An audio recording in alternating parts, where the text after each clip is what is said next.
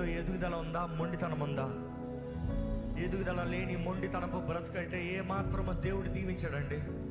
గర్విష్ఠులు అంటే దేవునికి అసహ్యం. గర్విష్ఠులు అణగదొక్కే దేవుడు, దీనుల్ని హెచ్చించే దేవుడు. మీకు ఇచ్చిన దేహము, మీకు ఇచ్చిన కుటుంబం, మీకు ఇచ్చిన ఆరోగ్యం ఎలా కాపాడుకుంటున్నారు?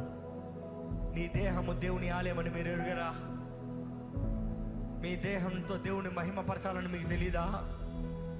మీరు దేవుని మహిమపరచాలని దేవుడు ఆశపడుతున్నాడు. నీ వాగ్దానాలు పట్టుకునే బ్రతికే జీవితంలో మాకు దయచే ప్రభా. నీ చిత్తంలో సాగే జీవితంలో మాకు దయచే ప్రభా.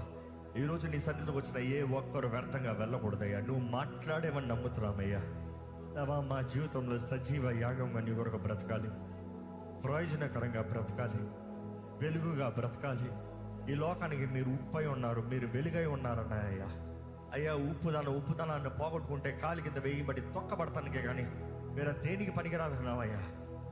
అయ్యా, మేము లోకానికి వెలుగు, మా ద్వారా నిన్ను కనబరచాలి, నిన్ను చూపించాలి, నీ మహిమను కనబరచాలి.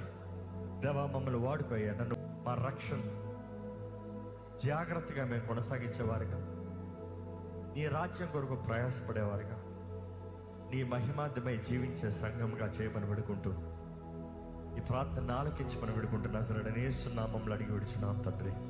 ఆమేన్.